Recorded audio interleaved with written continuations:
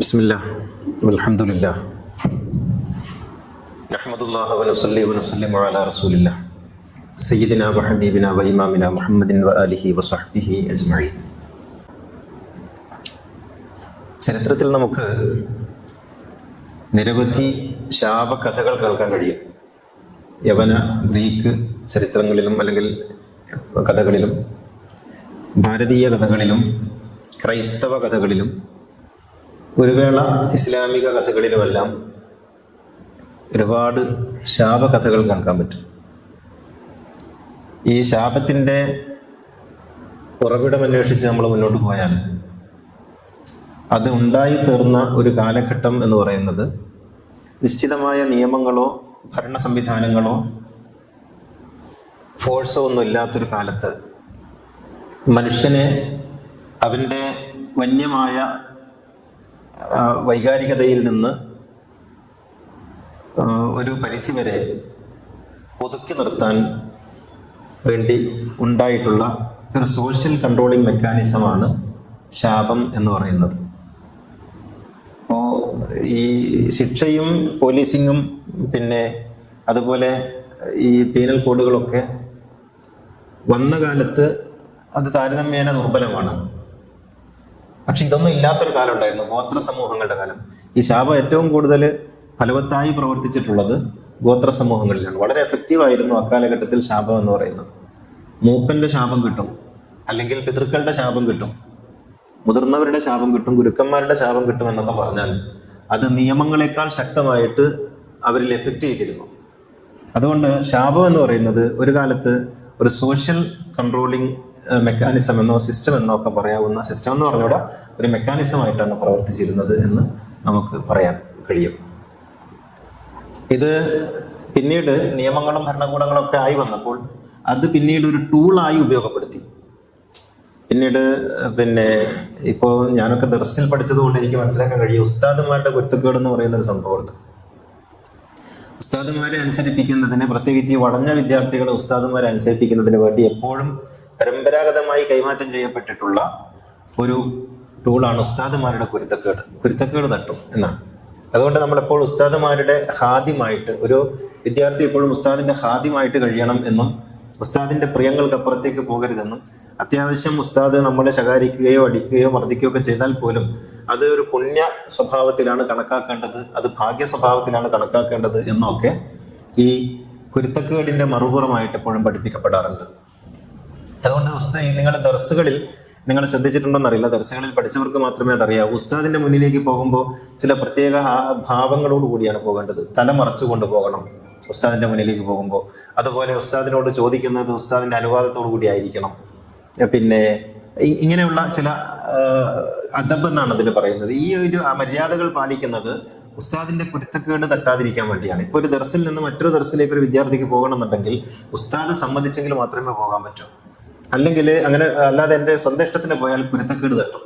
അപ്പൊ കുരുത്തക്കേട് തട്ടുമെന്ന് നമ്മൾ പറയുമ്പോഴേക്കും അവിടെ അങ്ങനെ ഒന്നും തട്ടൂല എന്നൊക്കെ ഒരു വിശ്വാസം ഉള്ളിൽ ഉണ്ടായാൽ പോലും അത് ഉള്ളിലൊരു നെഗറ്റീവ് ഓർമ്മയായി അവിടെ കിടക്കും. അത് പിന്നീട് ഇങ്ങനെ പ്രവർത്തിച്ചു തുടങ്ങും. അതുകൊണ്ട് ശാപം എന്ന് പറയുന്നത് വിശ്വാസമില്ലാത്ത ആളുകളിൽ പോലും ഏതൊക്കെയോ അർത്ഥത്തിൽ ഉള്ളിൽ പ്രവർത്തിക്കുന്ന ഒരു നെഗറ്റീവ് ചിന്തയായി രൂപപ്പെടുന്നുണ്ട് എന്നുള്ളതാണ് നമുക്ക് ചരിത്രത്തിലൊക്കെ കാണാൻ കഴിയുക. ഇനിയിപ്പോൾ നമ്മൾ ഇന്ത്യയിലേക്ക് വരികയാണെങ്കിൽ ഒരുപാട് ശാപകഥകളുണ്ട്. അതിലേറ്റവും വലിയ ശാപകഥകളിൽ ഒന്നാണ് നമ്മുടെ കർണന്റെ ശാപകഥ എന്ന് പറയുന്നത്. കർണൻ വിദ്യ അഭ്യസിപ്പിക്കാൻ വേണ്ടി പരശുരാമനെ സമീപിക്കുന്നുണ്ട്. അപ്പൊ പരശുരാമനെ സമീപിക്കുമ്പോൾ കർണൻ ക്ഷത്രിയനാണ്, പക്ഷേ ക്ഷത്രിയർക്ക് വിദ്യ അഭ്യസിപ്പിച്ചു കൊടുക്കൂല. അതുകൊണ്ട് കർണൻ പോയിട്ട് പരശുരാമനോട് പറയുന്നത് ഞാൻ ബ്രാഹ്മണനാണ് എന്നാണ്. അങ്ങനെ ബ്രാഹ്മണനാണെന്ന് കള്ളം പറഞ്ഞ് പരശുരാമന്റെ അടുത്ത് പോയിട്ട് വിദ്യ അഭ്യസിക്കുന്നു കർണൻ. അങ്ങനെ വളരെ ഗംഭീരമായി വിദ്യയൊക്കെ അഭ്യസിച്ച് ബ്രഹ്മാസ്ത്ര വിദ്യയൊക്കെ പഠിക്കുന്നുണ്ട്. അങ്ങനെ എല്ലാം പഠിച്ചൊരു ദിവസം കർണന്റെ മടിയിൽ തലവെച്ച് പരശുരാമൻ ഉറങ്ങുന്ന സമയത്താണ് ഒരു വണ്ട് വന്നിട്ട് ഈ ഗുരു തലവെച്ച് കിടക്കുന്ന ഭാഗത്ത് ഇങ്ങനെ മൂളി പറക്കുന്നത് കണ്ടത്. അത് അവസാനം ഈ കർണന്റെ തുടയിലിരുന്ന് തുട തുളക്കാൻ തുടങ്ങി വണ്ട്. അങ്ങനെ തുട തുളച്ച് തുട ഉള്ളിൽ പോയി. ഇതൊക്കെ ഗുരുവിന്റെ ഉറക്കം കളയണ്ടെന്ന് കരുതിയിട്ട് കർണൻ അത് സഹിച്ചു പിടിച്ചു. അവസാനം ഗുരു ഉണർന്നു നോക്കുമ്പോൾ കണ്ടത് തൻ്റെ ഉറക്കിന് ഭംഗം വരാതിരിക്കാൻ വേണ്ടി വേദന കടിച്ചമർത്തുന്ന കർണനെയാണ്. അപ്പം തന്നെ ഗുരുവിന് മനസ്സിലായി ഇത് ബ്രാഹ്മണനല്ല, ക്ഷത്രിയനാണ്. കാരണം ബ്രാഹ്മണനാണെങ്കിൽ തീർച്ചയായിട്ടും ഇങ്ങനെയൊന്നും ക്ഷമിക്കാൻ കഴിയില്ല. അയാൾ ശബ്ദം ഉണ്ടാക്കും, ബഹളം ഉണ്ടാക്കും. ഇതൊരു ക്ഷത്രിയത്തിന് മാത്രമേ കഴിയുള്ളൂ. അതുകൊണ്ട് നീ ക്ഷത്രിയനല്ലേ എന്ന് ഗുരു ചോദിച്ചു. ഇവിടെ കർണൻ ഇയാളുടെ ഉറക്കം കളയാതിരിക്കാൻ വേണ്ടി സഹിച്ചതൊന്നല്ല പ്രശ്നം, ഇയാൾ ക്ഷത്രിയനാണ് എന്ന് തിരിച്ചറിയുകയും ആവശ്യമുള്ള ഘട്ടത്തിൽ ഞാൻ പഠിപ്പിച്ച വിദ്യകളൊക്കെ നിനക്ക് മറന്നു പോകട്ടെ എന്ന് ശപിക്കുകയും ചെയ്തു എന്നുള്ളതാണ്. അങ്ങനെയാണ് കുരുക്ഷേത്ര യുദ്ധഭൂമിയിൽ ബ്രഹ്മാസ്ത്ര വിദ്യ മറന്നുപോയിട്ട് കർണൻ അർജുനോട് പരാജയപ്പെടുന്നത് അവിടെ വെച്ചാണ്. അപ്പോ ഇത് ഒരു ശാപകഥകളിൽ വളരെ പ്രസിദ്ധമായ കഥയാണ്. അതുപോലെയാണ് ശാകുന്തളയുടെ കഥ. ദുർവാസാവ് ശപിക്കുന്നുണ്ട്. അവിടെ ശാകുന്തളയെ ശപിക്കുന്നത് ശാകുന്തള എപ്പോഴും തന്റെ കാമുകനായിട്ടുള്ള ദുഷ്യന്ത മഹാരാജാവിനെ ഓർത്തുകൊണ്ട് ഇങ്ങനെ കഴിയുന്ന ഒരു കാലത്ത് കൊട്ടാരത്തിൽ ഇങ്ങനെ നിൽക്കുക. അപ്പോഴാണ് ഈ ദുർവാസാവ് എന്ന് പറഞ്ഞാൽ ക്ഷിപ്രകോപിയാണ്, മൂക്കിന്മേൽ ശുദ്ധിയുള്ള മഹർഷി എന്നാണ് ദുർവാസാവിനെ കുറിച്ച് പറയാറുള്ളത്. ദുർവാസാവ് വരുമ്പോൾ ഇത് ശകുന്തള തൻ്റെ ഈ ഒരു ഓർമ്മയിൽ പ്രണയത്തിൽ ഇങ്ങനെ മുഴുകി മനോലോകത്താണ് ഇരിക്കുന്നത്. ദുർവാസാവ് വന്നത് അവർ ശ്രദ്ധിച്ചില്ല. ദുർവാസാവിന് പെട്ടെന്ന് കോപമുണ്ടായി. അപ്പോഴാണ് തന്നെ മാനിച്ചില്ല, തന്നെ ബഹുമാനിച്ചില്ല എന്നുള്ള ഒരു തോന്നലുണ്ടാവുകയും കോപം ഉണ്ടാവുകയും ശപിക്കുകയും ചെയ്തു. നീ ആരെയാണോ ഇപ്പോൾ ഓർത്തുകൊണ്ടിരിക്കുന്നത് അയാൾ നിന്നെ മറന്നു പോകട്ടെ എന്നുള്ളതായിരുന്നു ശാപം. ഇങ്ങനെയാണ് ശാപം ഭയങ്കര ഒരു ഭീകരമായ രീതിയിലാണ് വരുന്നത്. അങ്ങനെ അതോടുകൂടി ദുഷ്യന്തൻ ഇയാളെ മറന്നുപോയി. അപ്പോൾ ഈ ശകുന്തള കരഞ്ഞ് അപേക്ഷിച്ചപ്പോൾ എന്തെങ്കിലും ഒരു അടയാളം കാണിച്ചാൽ നിന്നെ ഓർമ്മ വരും എന്ന് പറഞ്ഞു. അടയാളമായിട്ടുണ്ടായിരുന്ന മോതിരമാണ്, മോതിരം വീണും പോയി. അങ്ങനെയാണ് ഒരു ഏറ്റവും ദുരന്തപൂർണമായ ഒരു പ്രണയകഥ ഭാരതീയ കഥകളിൽ ഉണ്ടായത് ഒരു ശാപം മൂലമാണ്. ഇങ്ങനെ ഒരുപാട് കഥകളുണ്ട്. കൃഷ്ണനെ ശപിക്കുന്നുണ്ട് ഗാന്ധാരി. കുരുക്ഷേത്ര യുദ്ധഭൂമിയിൽ തൻ്റെ 100 കണക്കിന് മക്കളെ കൊന്നൊടുക്കിയപ്പോൾ കൃഷ്ണനെ ഗാന്ധാരി ശപിക്കുന്നത് എൻ്റെ കുലം മുടിഞ്ഞു പോയതുപോലെ, എൻ്റെ കുലം നശിച്ചു പോയതുപോലെ നിന്റെ യാദവ കുലവും പരസ്പരം തമ്മിൽ തല്ലി നശിച്ചു പോകട്ടെ എന്ന് കൃഷ്ണനെ ഗാന്ധാരി ശപിക്കുന്നുണ്ട്. അതുപോലെ പാണ്ഡവരുടെ അച്ഛനായ പാണ്ഡുവിനെ പാണ്ഡു ഒരു നായാട്ടിന് വേണ്ടി പോയപ്പോൾ 2 മാനുകൾ ഇണചേരുന്നതിനിടയിൽ ഒരു മാനിനെ അമ്പെയ്തു. അപ്പോൾ അതിൽ ഈ ഇണചേരുന്ന മാനുകൾ മഹർഷിമാരായിരുന്നു. ഇവർ ഈ രൂപം മാറിയിട്ടാണ് ഇണചേരുന്നത്. അതിലാണ് ഒന്നിനെയാണ് കൊന്നത്. അതോടുകൂടി ഈ മഹർഷി പാണ്ഡുവിനെ ശപിക്കുകയും നിന്റെ ഭാര്യയോടൊപ്പം നീ എപ്പോഴാണോ ശയിക്കുന്നത് അന്ന് നീ മരിക്കും എന്ന് ശപിക്കുകയും, അങ്ങനെയാണ് കുന്തിദേവി വായുവിനെയും സൂര്യനെയൊക്കെ തൻ്റെ ഭർത്താവായിട്ട് ചെയ്യുക. മക്കളുണ്ടാകാൻ ഭർത്താവിൻ്റെ കൂടെ മക്കളുണ്ടാവില്ല. ഭർത്താവ് എപ്പോഴാണ് തൻ്റെ കൂടെ ശപിക്കുന്നത് അപ്പം മരിച്ചു. അപ്പോൾ അതുകൊണ്ടാണ് സൂര്യനിൽ നിന്നും വായുവിൽ നിന്നൊക്കെ മക്കളുണ്ടാക്കിയത് എന്നാണ് കഥ. ഞാൻ പറഞ്ഞു വരുന്നത് ഇങ്ങനെ നിരവധി കഥകൾ നമുക്ക് ഭാരതീയ പുരാണങ്ങൾ കാണാം. ഗ്രീക്കിൽ അങ്ങനെ എഡിപ്പസുമായിട്ട് ബന്ധപ്പെട്ട കഥകൾ വളരെ പ്രസിദ്ധമാണ്. അത് ഇങ്ങനെ തലമുറകളിലേക്ക് നീളുന്ന ശാപത്തിന്റെ പരമ്പരയാണ് ഗ്രീക്ക് യവന കഥകളിൽ നമുക്ക് കാണാൻ കഴിയുന്നത്. എഡിപ്പസിന്റെ കഥ എല്ലാവർക്കും അറിയാവുന്നതുകൊണ്ട് ഞാൻ പറയുന്നില്ല. അതുപോലെ ക്രൈസ്തവ വിശ്വാസത്തിലും ശാപം ഒരു തുടർക്കഥയായിട്ട് വരുന്നുണ്ട്. അതിൽ ആദമിന്റെയും ഹവ്വായുടെയും ഈ സ്വർഗത്തിലുള്ള കലിതന്നലുമായിട്ട് ബന്ധപ്പെട്ട് അവരെ പുറത്താക്കുന്ന സമയത്ത് ദൈവം ശപിക്കുന്നുണ്ട് സ്ത്രീയെ നിനക്ക് പേറ്റു നോവുണ്ടാവട്ടെ എന്നാണ് ശപിക്കുന്നത്. നീ എപ്പോഴും നിന്റെ ഇവിടുന്ന് ഈ തിന്ന കാരണത്താൽ തീറ്റിച്ച കാരണത്താൽ നിനക്ക് പേറ്റു നോവുണ്ടാവട്ടെ, നീ അടുക്കളയിൽ വിയർപ്പും ഇതൊക്കെ തുടച്ച് ശാപം ഏതാണ്ട് ഇപ്പോഴത്തേക്ക് മാറി നടന്നു. ഇപ്പം പെൺകുട്ടികളൊന്നും അടുക്കളയിലില്ല. അപ്പോൾ ഇങ്ങനെ അവിടെ ശപിക്കുന്നുണ്ട്. പാമ്പിനെ ശപിക്കുന്നുണ്ട്. നീ നിന്റെ വയറ് വരച്ച് ഭൂമിയിൽ നടക്കട്ടെ, നിന്നെ കാണുന്നവരൊക്കെ നിന്നെ കല്ലെറിയട്ടെ എന്ന് പറഞ്ഞിട്ട് പാമ്പിനെ ശപിക്കുന്നുണ്ട്. ഇങ്ങനെ അതുപോലെ പുരുഷനെ ശപിക്കുന്നുണ്ട്. നീ നിന്റെ ജീവിതകാലം മുഴുവൻ ഈ പെണ്ണിന് വേണ്ടി കഷ്ടപ്പെട്ട് നീ ഊപ്പാളെ എടുക്കും എന്ന് പുരുഷനെ ശപിക്കുന്നുണ്ട്. ഇങ്ങനെ എല്ലാവരെയും ശപിച്ചിട്ടാണ് ദൈവം അവിടെ നിന്ന് വിടുന്നത്. യേശു വന്നിട്ടാണ് ഈ ശാപത്തിൽ നിന്ന് മനുഷ്യനെ മുക്തി നൽകുന്നതാണ് വിശ്വാസം. എന്ന് വെച്ചാൽ ഈ രീതിയിൽ ശാപം എന്ന് പറയുന്നത് വളരെ വലിയ ഒരു മനുഷ്യനെ അതീതമായിട്ടുള്ള ഒരു സംഗതിയായിട്ട് വാക്ക് സ്വഭാവത്തിലുള്ള ഒരു കാര്യമായിട്ടാണ് നമുക്ക് ഈ കഥകളിലൊക്കെ കാണാൻ കഴിയുന്നത്. യഥാർത്ഥത്തിൽ ഈ ശാപത്തിന് ഏതെങ്കിലും തരത്തിൽ മനുഷ്യനെ ബാധിക്കാൻ സാധിക്കുമോ? ഇതാണ് നമ്മൾ അന്വേഷിക്കേണ്ടത്. ശാപം ലോകത്ത് ഈ രീതിയിലുണ്ട്. അതിനുണ്ടായ, ഞാൻ നേരത്തെ പറഞ്ഞതുപോലെ, ഉണ്ടായത് നിയമങ്ങളൊന്നും ഇല്ലാത്തൊരു കാലത്ത് മനുഷ്യനെ കൺട്രോൾ ചെയ്യാനുള്ള ഒരു മെക്കാനിസം എന്നുള്ള നിലക്കാണെങ്കിൽ പോലും പിൽക്കാലത്ത് അതൊരു ടൂൾ എന്നുള്ള നിലക്ക് പലരും ഉപയോഗപ്പെടുത്തിയിട്ടുണ്ട്. പലതരത്തിലുള്ള ശാപങ്ങൾ ഇപ്പൊ സർപ്പശാപം എന്ന് പറയുന്ന ഒരു ശാപമുണ്ട്. ഇപ്പൊ നിങ്ങൾ കാവൊക്കെ വെട്ടി വൃത്തിയാക്കിയിട്ട് അവിടെ നിങ്ങൾ എന്തെങ്കിലും പുതിയ തുടങ്ങുകയാണെങ്കിൽ സർപ്പശാപം ഉണ്ടാകും എന്ന് പറയും. പക്ഷിശാപങ്ങൾ പറയാറുണ്ട്. അതുപോലെ കുരങ്ങ് ശാപം. ഇപ്പൊ നിങ്ങൾക്ക് കുറച്ചു കാലം മുമ്പ് യൂട്യൂബിലൊക്കെ ഈ കുരങ്ങിന്റെ മുഖമുള്ള 3-4 മനുഷ്യന്മാര്, സഹോദരങ്ങൾ, അതിന്റെ കാരണം പറയുന്നത് ഏതോ ഒരു കുരങ്ങിനെ അവരുടെ ഏതോ ഒരു അച്ഛൻ, മുത്തച്ഛനോ അതിന്റെ പുറത്തുള്ള അച്ഛനോ കൊന്നതിന് ശേഷം ജനിക്കുന്ന കുട്ടികളൊക്കെ എങ്ങനെയായി എന്നുള്ളതാണ്. അതുപോലെ പിന്നെ ആനകൾക്ക് ശാപമുണ്ടെന്ന്, ഇങ്ങനെ പലതിനും ശാപമുണ്ടെന്നൊക്കെ പറയും. നാരീ ശാപം വളരെ പ്രസിദ്ധമാണ്. ഏതെങ്കിലും ഒരു പെണ്ണിന്റെ കണ്ണീര് പിന്നെ പിന്നെ നീ കാരണം വീണാൽ ശാപം ഉണ്ടാകും. ഇത് പെണ്ണിന്റെ എന്നല്ല, ഏതൊരു മനുഷ്യന്റെ കണ്ണീര് വീണാലും ആ വീഴ്ത്തിയ ആൾക്ക് തീർച്ചയായിട്ടും അയാളുടെ കർമ്മഫലം ഉണ്ടാകും. പക്ഷെ അപ്പോ ഈ ശാപം എന്ന് പറയുന്നത് ഇങ്ങനെ പല്ലുമായിട്ട് ബന്ധപ്പെടുത്തിയിട്ട് നമുക്ക് പറയുന്നത് കേൾക്കാവുന്നുള്ളൂ. എൻ്റെ ചെറുതിലൊക്കെ വീട്ടിലൊക്കെ ഈ പൂച്ചയെ തല്ലിയാൽ കൈവറക്കും എന്ന് പറയുന്ന ഒരു ശാപ കഥ ഉണ്ടായിരുന്നു. പൂച്ചയെ എന്തെങ്കിലും ചെയ്താൽ കൈവറക്കും എന്ന് വെച്ചാൽ പാർക്കിൻസൺസ് രോഗം വരും എന്നുള്ള നിലക്ക്. അപ്പോൾ ഇങ്ങനെ ശാപം പല ജീവികളുമായി ബന്ധപ്പെടുത്തി പല സംഗതികളുമായിട്ടൊക്കെ ബന്ധപ്പെടുത്തി പറയാറുണ്ട്. ഇവിടെയൊക്കെ നമ്മൾ ആലോചിക്കേണ്ടത് ഇങ്ങനെ എന്തെങ്കിലും ഒരു ശാപം, ഒരു വാക്ക്, വെർബലായിട്ടുള്ള ഒരു പ്രയോഗം മനുഷ്യ ജീവിതത്തെ സ്വാധീനിക്കുമോ ഇല്ലേ എന്നുള്ളതാണ്. യഥാർത്ഥത്തിൽ ശാപം മനുഷ്യനിൽ പ്രവർത്തിക്കും. അതെങ്ങനെ പ്രവർത്തിക്കുന്നു എന്ന് ചോദിച്ചാൽ, ശപിക്കപ്പെട്ടവനാണ് അല്ലെങ്കിൽ ശപിക്കപ്പെട്ടവളാണ് എന്ന ചിന്ത ഒരാളിൽ നിരന്തരമായി പ്രവർത്തിച്ചുകൊണ്ടിരിക്കും, നെഗറ്റീവായിട്ട് പ്രവർത്തിക്കും. അത് ഋണാത്മകമായിട്ടുള്ള ഒരു സംഗതിയാണ്. എനിക്ക് ഇന്നയാളുടെ ശാപമുണ്ട്, അല്ലെങ്കിൽ ഇന്ന ജീവിയുടെ ശാപമുണ്ട്, അല്ലെങ്കിൽ ഇന്ന ഒരു ഇൻസിഡന്റിൽ ഞാൻ ശപിക്കപ്പെട്ടവനായിട്ടുണ്ട് എന്ന് ഒരാൾ ചിന്തിച്ചു തുടങ്ങിയാൽ ആ നിമിഷം മുതൽ അയാളുടെ ഉള്ളിൽ ഈ ശാപം പ്രവർത്തിച്ചു തുടങ്ങും. ശാപം എന്ന് പറയുന്ന വസ്തുതയല്ല, ഇയാളുടെ ഉള്ളിലുള്ള വിശ്വാസം പ്രവർത്തിച്ചു തുടങ്ങും. അതോടുകൂടി അയാളുടെ കോൺഫിഡൻസ് നഷ്ടപ്പെടുകയും ലക്ഷ്യം നഷ്ടപ്പെടുകയും പലതിലും അയാൾക്ക് തടസ്സങ്ങൾ വന്നു ചേരുകയും അങ്ങനെ അയാൾ ക്രമത്തിൽ നശിക്കാൻ തുടങ്ങുകയും ചെയ്യും. അങ്ങനെ അയാളിൽ ശാപം ഫലിച്ചു എന്ന് അയാൾ വീണ്ടും വിശ്വസിക്കുകയും ശാപത്തിന്റെ ഒരു വലിയ ഭക്തനായി തീരുകയും ചെയ്യും. ഇങ്ങനെയാണ് സംഭവിക്കുക. അപ്പോൾ എന്നോട് ഒരാളൊരു മോശം വാക്ക് പറഞ്ഞാൽ അത് എൻ്റെ ഉള്ളിൽ ഒരു നെഗറ്റീവ് തോട്ടായിട്ട്, നെഗറ്റീവ് ചിന്തയായിട്ട് എൻ്റെ ഉള്ളിൽ കിടക്കും. ഇതാണ് ശാപം ഫലിക്കുക എന്ന് പറയുന്നത്. അല്ലാതെ ശാപം വന്നിട്ട് ഒരു അസ്ത്രം പോലെ നമ്മൾ തുളച്ച് കയറൊന്നുമില്ല. മറിച്ച് അത് ഒരു ഒരു നല്ല വാക്കിനും ആ പ്രതിഫലനം ഉണ്ട് കേട്ടോ. ഒരാളോട് നല്ല വാക്ക് പറയുന്നു, നീ കൊള്ളാം, നീ അതിനെ പറ്റി ഇന്റർവ്യൂവിന് പോകുന്ന ആളോട് പറയുന്നു, നീ ഉറപ്പായിട്ട് നിനക്ക് ഇന്റർവ്യൂവിൽ കിട്ടുമെന്ന് പറയുമ്പോൾ അയാൾ ആ ഒരു കോൺഫിഡൻസോട് കൂടിയാണ് പോകുന്നത്. ഇയാളുടെ കോൺഫിഡൻസ് ലെവലാണ് കൂടുന്നത്, അയാളുടെ ആത്മവിശ്വാസമാണ് വർദ്ധിക്കുന്നത്. അപ്പോൾ അയാൾക്ക് തീർച്ചയായിട്ടും അതിൽ വിജയിക്കാൻ കഴിയും. ഇതിന്റെ നേർ വിപരീതമായിട്ടാണ് പലപ്പോഴും നെഗറ്റീവാണല്ലോ ഉണ്ടാകുന്നത്. മനുഷ്യർ പരസ്പരം തമാശ പറയുന്നത് പോലും വളരെ നെഗറ്റീവായിട്ടുള്ള കാര്യങ്ങൾ കൈമാറ്റം ചെയ്യുന്ന വിധത്തിലാണ്. ഇന്നിപ്പോൾ ഒരു കുപ്പായിട്ട് വരുമ്പോൾ, ഓ ഇതാണോ കുപ്പായം എന്ന് ചോദിച്ചാൽ അന്ന് പിന്നെ നമ്മൾ ചെല്ലുന്നിടത്തൊക്കെ ഈ പ്രശ്നം നമ്മൾ അഭിമുഖീകരിച്ചുകൊണ്ടിരിക്കും. നമ്മൾ പോകുന്നിടത്ത് നമ്മുടെ പല വിഷയങ്ങളിലും എനിക്കറിയാവുന്ന, വളരെ അടുത്തറിയാവുന്ന ഒരു വലിയ പ്രഭാഷകനുണ്ട്. വലിയ പ്രഭാഷകൻ എന്ന് പറഞ്ഞാൽ സദസ്സിനെ കയ്യിലെടുക്കുന്ന പ്രഭാഷകനാണ്. പക്ഷെ ഇദ്ദേഹത്തിന്റെ ഒരു പ്രശ്നം എന്ന് വെച്ചാൽ സിബിട്ടോ ഇല്ലേ എന്നുള്ള സംശയം ഒരിക്കലും തീരൂല. അതുകൊണ്ട് ഇയാൾ എപ്പോഴും സിബ് തപ്പിക്കൊണ്ടിരിക്കും.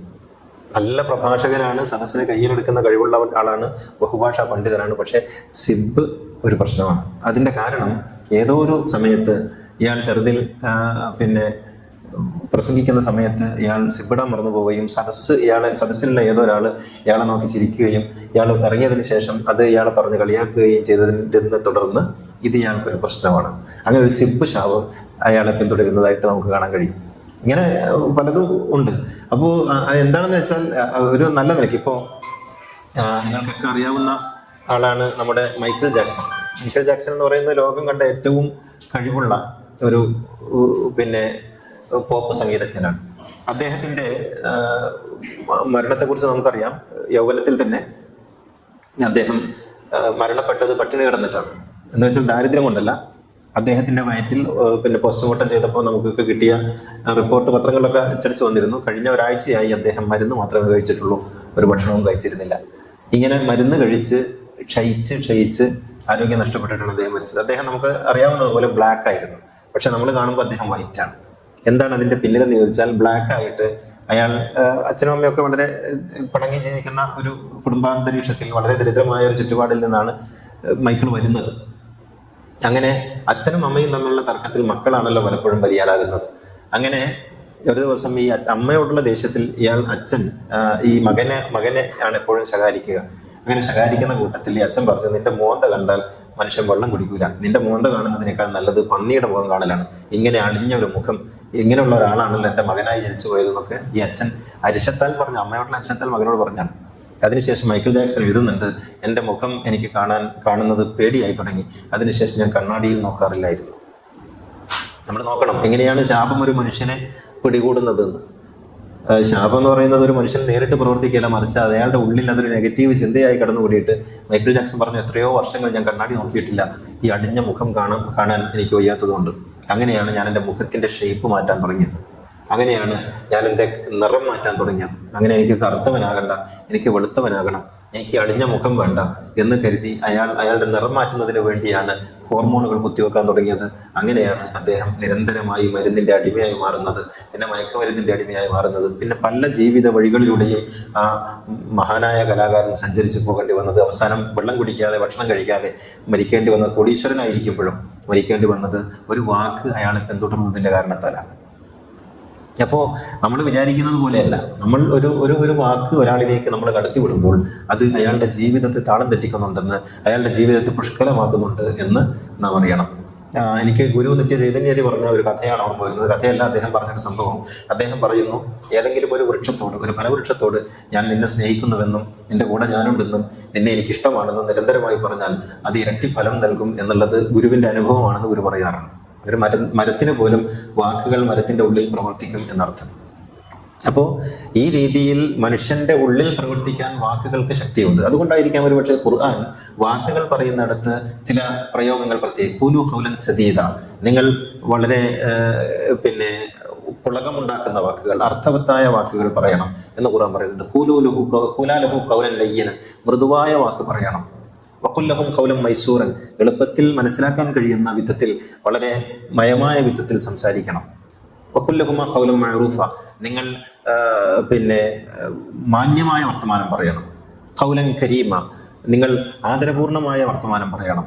ഖൗലൻ ബലീഗ, നിങ്ങൾ സമ്പുഷ്ടമായ വാക്കുകൾ പറയണം. അങ്ങനെ ഖുർആൻ ഖൗലിനെ കുറിച്ച് പറയുന്നിടത്ത് മഅറൂഫ്, കരീം, ബലീഗ്, ഫസീഹ് ഇങ്ങനെയുള്ള ഒരുപാട് വിശേഷണങ്ങൾ ചേർത്ത് വെക്കുന്നത് കാണാം. ജുമുഅക്കൊക്കെ പോയാൽ സുന്നി പള്ളികളിലാണ് പോകുന്നതെങ്കിൽ അവിടെ എപ്പോഴും നിങ്ങൾ കേൾക്കും യാ അയ്യുഹല്ലദീന ആമനു എന്ന് പറയുന്നിടത്ത് അവിടെ ഖൗലൻ സദീദ യുസ്ലിഹു ലക്കും അഅമാലക്കും വയഗ്ഫിർ ലക്കും, സൂറ അഹ്സാബിലുള്ള ഒരു വചനമാണ്. അവിടെയൊക്കെ എപ്പോഴും നിങ്ങൾക്ക് വാക്കുകൾ ഉപയോഗിക്കുന്നിടത്ത് ഈ രീതിയിലുള്ള മനുഷ്യനെ ഉത്സാഹിയാക്കുന്ന, ഉന്മേഷഭരിതനാക്കുന്ന, അവന്റെ ഉള്ളിൽ പോസിറ്റീവായിട്ടുള്ള ഊർജം നിറക്കുന്ന വാക്കുകൾ പറയണമെന്നും അല്ലാത്തത് പറയരുത് എന്നും ഖുർആൻ പറയുന്നത് അതുകൊണ്ടാണ്. ആരോടാണെങ്കിലും അത് പറയരുതെന്ന്. അപ്പോൾ ശാപം നേർക്കുനേരെ പ്രവർത്തിക്കുകയല്ല, മറിച്ച് നാം ഒരാളുടെ ഉള്ളിൽ മോശപ്പെട്ട ഒരു ഓർമ്മയായി ഒരു വാക്ക് നമ്മൾ സന്നിവേശിപ്പിക്കുമ്പോൾ അത് ഒരു മോശം വിത്തായിട്ട് അവിടെ കിടക്കുകയും ആ വിത്ത് മെല്ലെ മെല്ലെ മുളച്ച് പൊങ്ങാൻ തുടങ്ങുകയും ചെയ്യും എന്നുള്ളതാണ്. നിങ്ങൾ ഓരോരുത്തരും ഓർമ്മിച്ചാൽ, നിങ്ങൾ ഓരോരുത്തരുടെയും ഓർമ്മകളെ പുറകോട്ട് കൊണ്ടുപോയാൽ ചില വാക്കുകൾ ഉള്ളിൽ ഇങ്ങനെ ഒരു കുത്തുപോലെ കിടക്കുന്നതായിട്ട് നമുക്ക് കാണാൻ കഴിയും. ചില വാക്കുകൾ നമ്മുടെ ഉള്ളിൽ ഒരു ഊർജം പോലെ കിടക്കുന്നതായിട്ട് നമുക്ക് കാണാൻ കഴിയും. അപ്പോൾ ഒരു കുത്തു പോലെയോ ഊർജം പോലെയോ ഉള്ള വാക്കുകൾ എല്ലാവരുടെ ജീവിതത്തെയും അതിങ്ങനെ ബാധിക്കാറുണ്ട്, മുള്ളുകൾ പോലെ. ഇപ്പോ ഈ കല്യാണം കഴിഞ്ഞ ഉടനെ വീട്ടിലേക്ക് പോകുന്ന ഒരു പെൺകുട്ടിയോട് വീട്ടിൽ കയറി വരുന്ന ആദ്യത്തെ ദിവസം അമ്മായിയമ്മ പറയുന്ന വാക്ക് വളരെ പ്രധാനപ്പെട്ടതാണ്. ആദ്യം കാണുന്ന ഭർത്താവ് ഭാര്യയോട് പറയുന്ന വാക്ക് വളരെ പ്രധാനപ്പെട്ടതാണ്. കാരണം ഇത് അവരുടെ ഉള്ളിൽ കിടക്കുന്ന വാക്കാണ്. അപ്പോൾ ഒരു അമ്മായിയമ്മ പറയുന്നു, ഓ ഞാൻ പ്രതീക്ഷിച്ച പെണ്ണല്ലല്ലോ എന്നൊരു അമ്മായിയമ്മ പറഞ്ഞു നോക്കുക, എങ്കിൽ അതോടുകൂടി അവളുടെ ജീവിതം മറ്റൊരു ദിശയിലേക്ക് വഴിമാറി പോവുകയാണ്, പിന്നെ മറ്റൊന്നായി തീരുകയാണ്.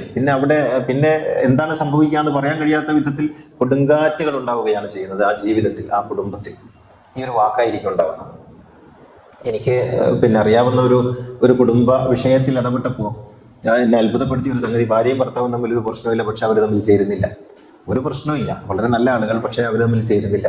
അങ്ങനെ അന്വേഷിച്ച് പോയപ്പോഴാണ് കല്യാണത്തിന്റെ ആദ്യത്തെ ദിവസം പന്തലിൽ കൊണ്ടുവന്നിരുത്തിയപ്പോൾ ഈ ഭർത്താവിന് അനുജം പോയിട്ട് തമാശക്ക്, വെറും തമാശക്ക്, ഒരു ദുരുദ്ദേശവും ഇല്ലാതെ പറയുന്നത് എൻ്റെ ജ്യേഷ്ഠനെയാണല്ലോ കിട്ടിയത്, നിങ്ങളെ സമ്മതിക്കണം എന്ന് പറഞ്ഞപ്പോൾ ഇവൻ എന്തുദ്ദേശിച്ചിട്ടാണ് പറഞ്ഞതെന്നറിയില്ല, പക്ഷെ ഇവളുടെ ഉള്ളിൽ ഒരിക്കലും എനിക്ക് ഇദ്ദേഹത്തിന്റെ കൂടെ ജീവിക്കാൻ കഴിയില്ല എന്നുള്ളൊരു തോന്നൽ ഉണ്ടാവുകയും ആ തോന്നൽ, ഇദ്ദേഹം നല്ല മനുഷ്യനാണ്, ആ തോന്നൽ ഇവളുടെ ഉള്ളിൽ വളരെ മോശപ്പെട്ട ഒരു അന്തരീക്ഷം ഉണ്ടാക്കുകയും ചെയ്തു എന്നുള്ളതാണ്.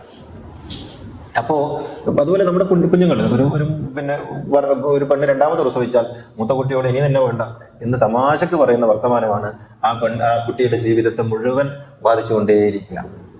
അപ്പോൾ ഇതൊക്കെ ഞാൻ പറയുന്നത് പിന്നെ മൊത്തം ജീവിതത്തെ നാം എങ്ങനെയാണ് പിന്നെ നമ്മുടെ വാക്കുകൾ ബാധിക്കുന്നത് എന്നുള്ളതാണ്. അപ്പോൾ ഒരിക്കലും ശാപം നേർക്ക് നേരെ ഒരമ്പ് പോലെ പോയി തറക്കുകയല്ല, മറിച്ച് അതൊരു ക്യാൻസർ പോലെ ഉള്ളിൽ പറ്റിപ്പിടിച്ച് പിന്നീട് മെല്ലെ മെല്ലെ അങ്ങനെ വളർന്ന് വരികയാണ് എന്നർത്ഥം.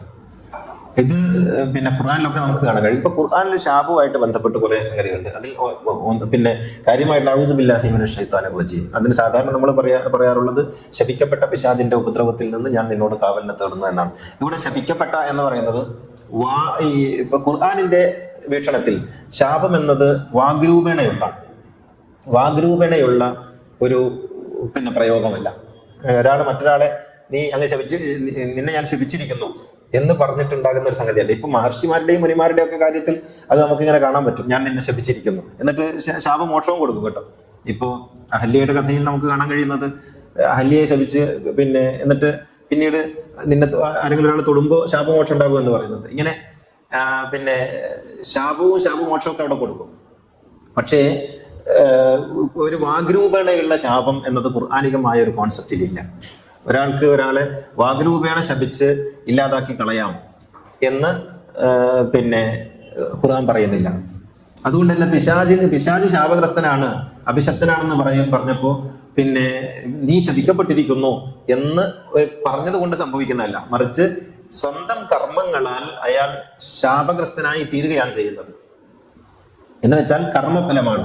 അപ്പോൾ ഖുർആന്റെ വീക്ഷണത്തിൽ ശാപം എന്ന് പറയുന്നത് വാഗ്രൂപേണ സംഭവിക്കുന്നതല്ല, മറിച്ച് അതിൽ കർമ്മഫലമായി സംഭവിക്കുന്നതാണ്. നിങ്ങൾ ഒരാളെ ആക്രമിച്ചാൽ, ഒരാളോട് അന്യായം ചെയ്താൽ, ഒരാൾക്ക് നീതി നിഷേധിച്ചാൽ സ്വാഭാവികമായി സംഭവിക്കുന്നതാണ് ഈ പിന്നെ അതിന്റെ ഫലമായിട്ട് സംഭവിക്കുന്നതാണ് എന്നർത്ഥം.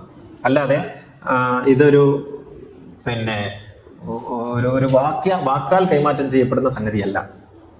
അതുപോലെ പിന്നെ മറ്റൊരു ശാപത്തിന്റെ കഥയുള്ളത് അബൂലഹബുമായിട്ട് ബന്ധപ്പെട്ട് തബ്ബത് യദാ അബീ ലഹബിൻ വതബ്ബ് മാ അഗ്നാ അൻഹു മാലുഹു മാ കസബ് എന്ന് പറയുന്ന അധ്യായത്തിൽ അബൂലഹബ് എന്ന് പറയുന്ന ഒരു വ്യക്തിയെ ഖുർആൻ ശപിക്കുന്നതായിട്ടാണ് കഥ. ആ കഥ ഇങ്ങനെയാണ്. പിന്നെ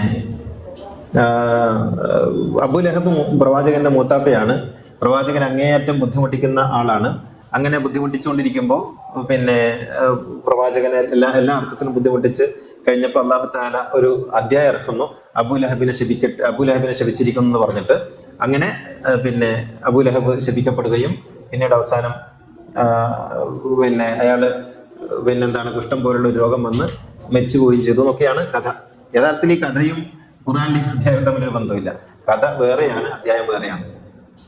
അത് രണ്ട് സംഗതികളായിട്ടാണ് പോകുന്നത്. അങ്ങനെ ഒരു കഥ ഉണ്ടായിട്ടേ ഇല്ല, അങ്ങനെ ഒരു സംഭവം ഉണ്ടായിട്ടില്ല. കഥ ഉണ്ടാവാം, അങ്ങനെ ഒരു സംഭവം ഉണ്ടായിട്ടില്ല. ഒന്ന് അബൂലഹബ് എന്ന് പറഞ്ഞിട്ടും റസൂലുള്ളാഹിക്ക് ഒരു മൂത്താപ്പ ഇല്ല. ഇതാണ് ഏറ്റവും വലിയ തമാശ. അബൂലഹബ് എന്ന് പറഞ്ഞിട്ടും നബിക്ക് ഒരു മൂത്താപ്പ ഇല്ല. മൂത്താപ്പമാരുണ്ട്, അബ്ദുൽ ഉസ്സ ഉണ്ട്. ഇപ്പൊ നിങ്ങൾക്ക് തഫ്സീറുകളൊക്കെ നോക്കിയാൽ കാണാം. ഈ മാനിയുടെ തഫ്സീർ ആണെങ്കിലും മൗദൂദിയുടെ തഫീമാണെങ്കിലും ഒക്കെ അതിൽ നോക്കിയാൽ കാണാം അബൂലഹബ് അല്ല, അയാളുടെ പേര് അബ്ദുൽ ഉസ്സ എന്നാണ്. അബൂലഹബ് എന്നുള്ളത് അയാളുടെ നിക്നെയിമാണ്. ഈ നിക്നെയിം കൂട്ടി വിളിക്കുന്ന ഏർപ്പാട് ഖുർആനിലില്ല. ഖുർആൻ പറയുന്നത് തന്നെ നിക്നെയിം കൂട്ടി വിളിക്കരുത് എന്നാണ്. ഖുർആന്റെ നേർക്ക് നേരെ പേര് പറയും, ഫിറൗൻ, മൂസ, ഈസ, മുഹമ്മദ്.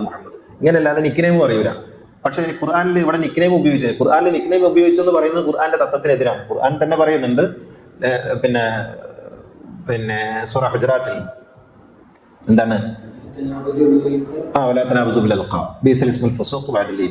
നിങ്ങൾ നിക്നെയിം വിളിക്കരുത്. ഒരാളുടെ നേരാമണ്ണുള്ള പേര്, അയാൾ ഇഷ്ടപ്പെടുന്ന പേര് വിളിക്കണം.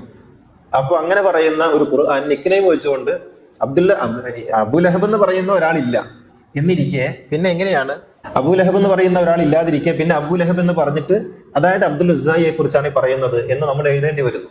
ഇതൊരു കഥ, ഇതൊരു സംഭവം. രണ്ടാമത്തത് പിന്നെ എന്താണ് പറഞ്ഞത് എന്നാണ്. അവിടെ പറഞ്ഞത് നാട്ടിൽ തീ പടർത്തുന്ന ആളെ കുറിച്ചാണ്. അബൂലഹബ് എന്ന് പറഞ്ഞാൽ അഗ്നി പടർത്തുന്നവൻ എന്നാണ് അർത്ഥം. തീ കൊളുത്തുന്നവൻ, ഫിത്തന ഉണ്ടാക്കുന്നവൻ, പ്രശ്നങ്ങൾ ഉണ്ടാക്കുന്നവൻ, കുഴപ്പങ്ങൾ ഉണ്ടാക്കുന്നവൻ. വ്യക്തികൾക്കിടയിലും സമൂഹത്തിനിടയിലും കുഴപ്പങ്ങൾ ഉണ്ടാക്കി നടക്കുന്ന ആള് അയാളുടെ കർമ്മത്താൽ സ്വയം നശിക്കുമെന്നും അയാളെ സഹായിക്കുന്ന ആണും പെണ്ണും ആ നാശത്തിൽ ഉൾപ്പെടുമെന്നും അങ്ങനെയുള്ളവർ എന്തുണ്ടാക്കിയിട്ടും കാര്യമില്ല, അവരൊക്കെ ഈ നാശമാണ് സമൂഹത്തിൽ ഉണ്ടാക്കുന്നത് എന്നും പറയുന്ന ഒരു വലിയ തത്വം പറയുന്ന ഒരു അധ്യായത്തെയാണ് ഒരു ഇല്ലാ കഥയുമായി ബന്ധപ്പെടുത്തി പറഞ്ഞത്. അങ്ങനെ പറയുന്നതിന് വേറെ ചില കാരണങ്ങളുണ്ട്. ഒന്ന്, മുഹമ്മദ് നബിയുടെ മൂത്താപ്പയും വല്യപ്പയും എളാപ്പയും ഒക്കെ നരകത്തിലാണ്. അള്ളാഹുവിന്റെ ശാപം കിട്ടിയ ആൾക്കാരാണ്. എൻ്റെ ഉപ്പയും എൻ്റെ വല്യുപ്പയും എൻ്റെ മൂത്താപ്പയും ഒക്കെ സ്വർഗത്തിലാണ് എന്നിങ്ങനെ വരുത്തുന്നതിന് വേണ്ടി ചില ആളുകൾ പിൽക്കാലത്ത് കരുതിക്കൂട്ടി ഉണ്ടാക്കിയ കഥകളാണ് യഥാർത്ഥത്തിൽ ഇത്. അതെ, അബൂ സുഫിയാൻ സ്വർഗത്തില്, നിങ്ങൾ ആലോചിച്ച് നോക്കണം, അബൂ സുഫിയാൻ സ്വർഗത്തില്, റസൂലുള്ളാന്റെ വാപ്പ ഇന്ന അബി വാബാക്ക ഫിന്നാർ, എന്റെ വാപ്പ നരകത്തിൽ എന്ന് റസൂൽ പറഞ്ഞിട്ടുണ്ട്. അപ്പൊ റസൂലുള്ളാന്റെ വാപ്പ നരകത്തിൽ, റസൂലുള്ളാന്റെ ആരാ സ്വർഗത്തിലുള്ളത്? റസൂലുള്ളാന്റെ വാപ്പ നരകത്തിൽ, റസൂലുള്ളാന്റെ ഉമ്മ നരകത്തിൽ, റസൂലുള്ളാന്റെ വല്യുപ്പ നരകത്തിൽ, റസൂലുള്ളാന്റെ എളാപ്പ നരകത്തിൽ, റസൂലുള്ളാന്റെ മൂത്താപ്പ നരകത്തിൽ. ആകപ്പാടെ കഷ്ടിച്ച് നബി കടന്നു സ്വർഗത്തില്. പിന്നെ മറ്റ് അബൂലഹബ് അല്ല അബൂ സുഫിയാൻ സ്വർഗത്തില്, ഹിന്ദ് സ്വർഗത്തില്, മുആവിയ സ്വർഗത്തില്, യസീദ് സ്വർഗത്തില്, എല്ലാവരും സ്വർഗത്തില്. ഇപ്പുറത്ത് റസൂലുള്ളാന്റെ കുടുംബം മൊത്തം നരകത്തില്. ഇതാണ് ഉണ്ടാക്കി വെച്ച ചരിത്രം. ഈ ചരിത്രത്തിന് വേണ്ടിയാണ് തബ്ബത്ത് എന്ന് പറയുന്ന തത്വപരമായിട്ടുള്ള വളരെ മനുഷ്യന്റെ അടിസ്ഥാന സ്വഭാവത്തെ തന്നെ അപഗ്രഥിക്കുന്ന മനഃശാസ്ത്രപരമായി ഒരുപാട് കാര്യങ്ങൾ നമുക്ക് ചികഞ്ഞെടുക്കാൻ കഴിയുന്ന ഒരു അധ്യായത്തെ ഒരു കഥയുമായി ബന്ധപ്പെടുത്തി ശാപത്തിന്റെ കഥയാക്കി മാറ്റിയത്. എന്നിട്ട് പറയും അത് ഖുർആന്റെ മുഅ്ജിസത്ത് കൂടിയാണ്. അത് ഇറങ്ങിക്കഴിഞ്ഞതിന് ശേഷം എങ്ങാനും അബൂലഹബ് വിശ്വസിച്ചിരുന്നെങ്കിൽ ഖുർആൻ പരാജയപ്പെട്ടു പോകുമായിരുന്നു എന്നൊക്കെ പറഞ്ഞിട്ട് വേറൊരു കഥയുണ്ടാക്കും. യഥാർത്ഥത്തിൽ അങ്ങനെ ഒരു മൂത്താപ്പ എന്നും പ്രവാചകൻ ഉണ്ടായിരുന്നില്ല എന്നുള്ളതാണ് വാസ്തവം. അങ്ങനെ ഒരു മൂത്താപ്പയെ സൃഷ്ടിക്കേണ്ടത് ഇപ്പുറത്ത് അബൂ സുഫിയാന്റെ ക്രൂരപ്രവൃത്തികളെ ചെറുതാക്കുന്നതിന് ആവശ്യമായിരുന്നു. പ്രവാചകന്റെ പിന്നാലെ നടന്ന റസൂലുള്ളാഹിനെ ആക്രമിച്ച് ബുദ്ധിമുട്ടിച്ച ഒരു കുടുംബം, ആ കുടുംബത്തിന്റെ ക്രൂരതകളെ മറച്ചു വെക്കാൻ പ്രവാചകന്റെ കുടുംബത്തെ തന്നെ അവിടേക്ക് കൊണ്ടുവന്ന് പ്രതിഷ്ഠിക്കുക എന്നുള്ള തന്ത്രമാണ് യഥാർത്ഥത്തിൽ ചെയ്തത് എന്നർത്ഥം. അപ്പോ ഈ ശാപത്തെ കുറിച്ചുള്ള ഖുർആന്റെ ചിലയിടത്ത് ഇങ്ങനെ കാണാം, അള്ളാഹുവും മാലാഖമാരും സമൂഹവും അയാളെ ശപിക്കും എന്ന് പറഞ്ഞാൽ അവരൊക്കെ എങ്ങനെ ശപിക്കും, ഇങ്ങനെ പോയിട്ട് വാഗ്രൂപേണ ശപിക്കുന്നില്ല. അയാളുടെ കർമ്മഫലം അങ്ങനെയാണ് സംഭവിക്കുക. ഈ പ്രപഞ്ചത്തിന്റെ ഘടന തന്നെ അയാൾക്കെതിരായി നിൽക്കുന്ന ഒരവസ്ഥ ഉണ്ടാകും. സമൂഹം അയാൾക്കെതിരായി നിൽക്കുന്ന ഒരവസ്ഥ ഉണ്ട്. ഇപ്പൊ ഇബ്ലീസിന്റെ പേര് കേൾക്കുമ്പോൾ ലഅനത്തുല്ലാഹി അലൈഹി എന്ന് പറയുന്ന ഒരു ഏർപ്പാട് നമ്മൾക്കൊക്കെ ഉണ്ടല്ലോ. യഥാർത്ഥത്തിൽ അത് അനാവശ്യമായ സംഗതിയാണ്. കാരണം ഇബ്ലീസിനോടുള്ള ചുരുക്ക് ഇങ്ങനെ മാറ്റാന്നല്ലാതെ ഇബ്ലീസിനെ കീശനിട്ട് നടന്നിട്ടാണല്ലോ ലഅനത്തുല്ലാഹി അലൈഹി പറയാ.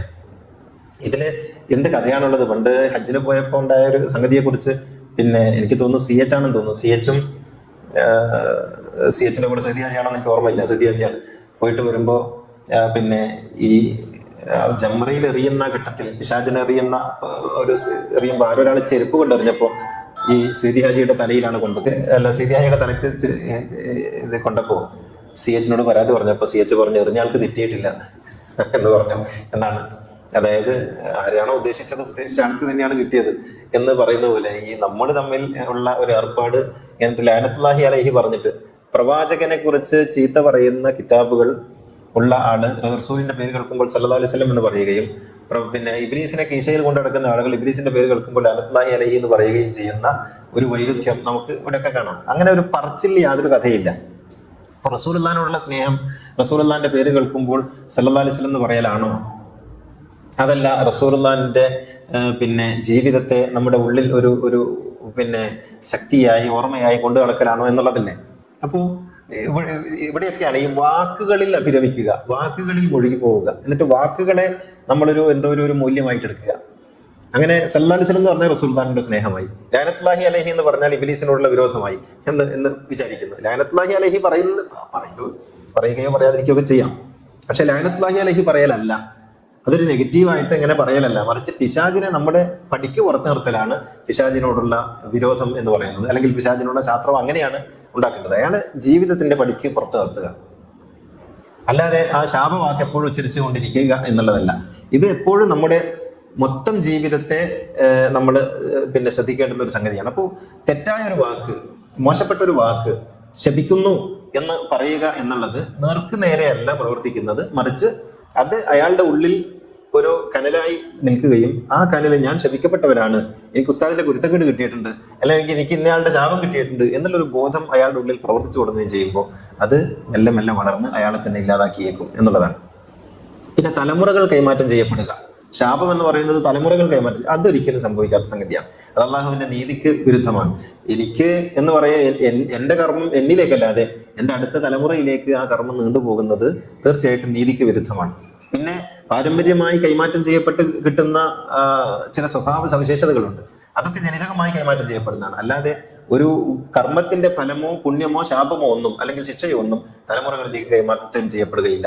അത് ക്രൈസ്തവ വിശ്വാസപ്രകാരം ആദ്യ പാപം മനുഷ്യരെ പിന്തുടരുന്നു എന്ന ഒരു വിശ്വാസത്തിന്റെ ഭാഗമായിട്ട് ഉണ്ടാകുന്നതാണ്. അല്ലാതെ മറ്റൊരു തരത്തിൽ അത് സംഭവിക്കുക സാധ്യമല്ല എന്നർത്ഥം. അപ്പോൾ ഇതിൻ്റെ ഇപ്പോൾ പിന്നെ